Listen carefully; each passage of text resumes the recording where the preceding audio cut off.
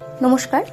আজ আমি আপনাদের সামনে উপস্থাপন করতে চাই এক ঐতিহ্যময় প্রাচীন শিল্প, হাতে বোনা উলের কার্পেট। এটি পশ্চিমবঙ্গের উত্তর দিনাজপুর জেলায় তৈরি হয়ে থাকে।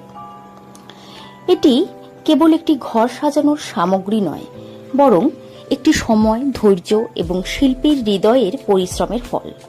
প্রতিটি কার্পেট তৈরি হয় শত শত সুতো দিয়ে, যা দক্ষ কারিগরদের হাতে ধাপে ধাপে জড়ো হয় এক অনন্য ডিজাইনে।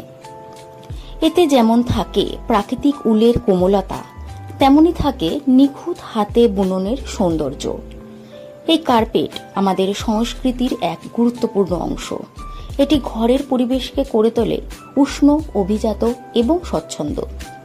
পাশাপাশি একটি টেকসই ও পরিবেশ বান্ধব, কারণ এতে ব্যবহৃত হয় প্রাকৃতিক উপাদান। একটা হাতে বোনা উলের কার্পেট মানে শুধুই একটি জিনিস নয়, এটা একটি গল্প, একটি ঐতিহ্য আর এক নিঃশব্দ শিল্পকথন।